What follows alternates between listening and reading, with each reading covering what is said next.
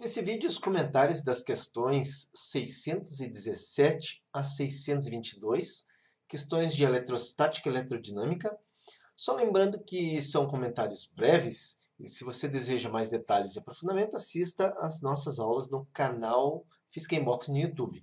Ou está convidado para fazer o curso 60 lições de física, que é uma revisão completa para vestibular e Enem, com muitos exercícios e muito conteúdo. Vamos lá, a primeira questão fala a respeito de força elétrica, informa a separação e a intensidade da força para uma certa distância. E nós lembramos aqui que a força elétrica ela é igual a constante multiplicada pelas cargas, módulo das cargas, dividido pela distância ao quadrado. Aqui nós temos a informação que a distância vai aumentar de 5 para 10 centímetros, então a distância dobra. É importante a gente lembrar aqui que nós temos, através dessa equação, que a força ela é inversamente proporcional ao quadrado da distância. Então, eu posso considerar por uma distância d, isso é proporcional a uma força F. Se eu dobro a distância, como é inversamente proporcional ao quadrado da distância, eu passo a ter uma força sobre 4. Se eu triplico a distância, uma força sobre 9. Aqui, observe que a distância ela é duplicada, então a força é dividida por 4. E se eu pego 20 newtons e divido por 4, eu tenho a alternativa A, 5 newtons. Essa é a alternativa correta, então, letra A. A segunda questão mostra as placas de um capacitor e nós temos ali a placa superior positiva, a placa inferior negativa com a carga distribuída e nós então sabemos que o campo elétrico aqui entre as placas, se a distância for pequena entre elas, esse campo elétrico ele é considerado constante, né, salvo uma distorção próximo às bordas. E nós temos aqui a informação a respeito da densidade superficial de cargas. Apenas lembrando que densidade superficial de cargas é a razão da carga em cada placa pela área das placas. E o que nós sabemos a respeito dessa densidade superficial? Bom, quanto maior a quantidade de carga, maior a densidade superficial. E nesse caso, então, quanto maior a quantidade de carga, maior o campo. E desse modo a gente conclui que quanto maior a densidade superficial de cargas, maior a intensidade do campo elétrico entre essas placas. A primeira afirmação fala que o módulo vetor campo elétrico na região entre as placas é diretamente proporcional à densidade superficial. Então a gente vê que isso aqui é correto. E a segunda diz que a função x de t da posição horizontal em relação ao tempo do movimento de uma partícula carregada lançada paralelamente às placas e entre elas é linear. Isso aqui é correto porque, veja, o campo ele é vertical. Então, se existe uma força sobre a carga, essa força só pode ser vertical. Como a carga é lançada paralela às placas, ou seja, horizontalmente, e não tem força ao longo da horizontal, não tem como essa partícula na horizontal acelerar ou desacelerar. Portanto, a alternativa é verdadeira porque seria um movimento linear. As duas são corretas. Na terceira, nós temos aqui a informação sobre um capacitor de placas paralelas com vácuo entre as placas. A primeira afirmação diz que quando o capacitor está completamente carregado, o campo elétrico entre as placas do capacitor é nulo. Isso aqui é falso porque capacitor completamente carregado, ele então está com uma certa quantidade de cargas, que seria a quantidade máxima de cargas entre as placas. E, nesse caso, existirá um campo elétrico entre essas placas. Então, primeira afirmação falsa. A segunda afirmação diz que se ligarmos o capacitor a uma bateria, a carga máxima que pode ser armazenada no mesmo depende da diferença potencial fornecida pela bateria. Sim, nós temos aqui o gráfico da carga em função da DDP, onde vemos que quanto maior a DDP, maior a quantidade de carga armazenada. Então, o segundo item é verdadeiro.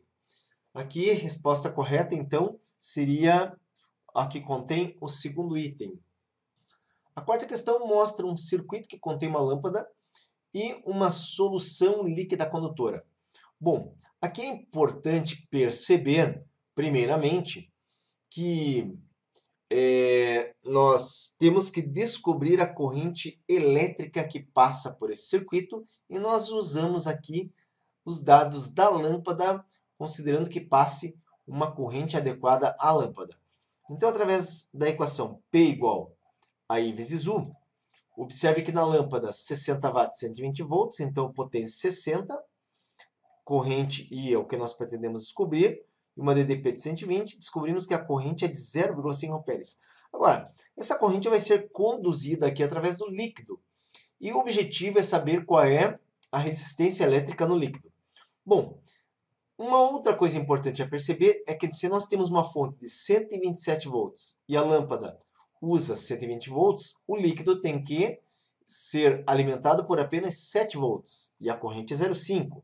Então, quando eu utilizo U igual a RI, eu tenho 7 volts, eu sei que a corrente é 0,5, eu vou descobrir a resistência, basta aqui dividir 7 por 0,5 e temos uma resistência de 14 ohms.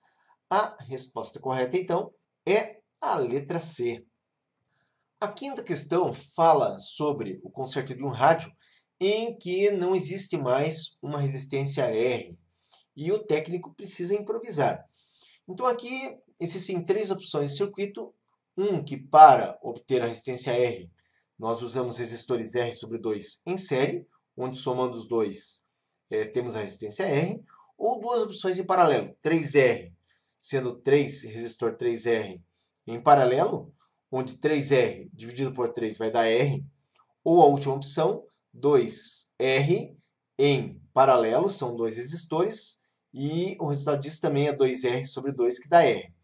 Agora veja, a ideia aqui é entender qual dessas opções dissipa a menor potência. E para isso nós podemos usar essa equação, P igual a U ao quadrado sobre R. Então, pensando na primeira opção, devemos lembrar que aqui a DDP é dividida igualmente entre os dois, e nós vamos analisar cada um dos resistores. Então, veja, aqui a potência calculada seria U sobre 2 elevado ao quadrado dividido por uma das resistências R sobre 2. Desenvolva o cálculo matemático para isso e você vai encontrar U ao quadrado sobre 2R. Agora vamos ver a opção que nós temos para os circuitos 2 e 3 que estão em paralelo. Então, utilizando também a mesma equação, P, que é igual a DDP, que alimenta aqui todos os três resistores, é U ao quadrado. E o valor de um deles é 3R, então eu tenho U ao quadrado sobre 3R. Na última opção, eu tenho U ao quadrado sobre 2R, que é igual, esse resultado é igual o da primeira opção. Observe que o menor valor para a potência é o que dividir por 3R, portanto, a alternativa aqui seria o segundo arranjo, e o segundo arranjo aqui tem como resposta a letra C. A última questão mostra dois gráficos de resistores A e B que estão associados. Pergunte-se qual é o tipo de associação e qual é a resistência equivalente. Gente, olhando os gráficos, eu tenho aqui 6 volts para 4 amperes e 6 volts para 8 amperes. Isso aqui tem que ser uma ligação como? Em paralelo. Por quê? Porque nós temos a mesma DDP, porém correntes diferentes. Se fosse série, teria que ser a mesma corrente. Então já sabemos que a ligação é em paralelo, o que seria resposta para esse problema, letra B ou D. Porém, nós precisamos saber quanto vale a resistência equivalente. Não precisa fazer um cálculo de resistência equivalente, basta perceber o seguinte. Sabemos que a resistência é DDP dividido por corrente. No primeiro, 6 por 4, temos uma resistência de 1,5. No segundo, 6 por 8, temos uma resistência de 0,75. E a resistência equivalente entre esses dois resistores tem que ser sempre menor do que o valor da menor resistência. Então, observe que não tem como ser 2,25 de resistência equivalente, só pode ser 0,5. A alternativa correta aqui, letra B. Esses foram os comentários do quiz de hoje. Se você quer mais aprofundamento, assista às aulas no nosso canal lá no YouTube.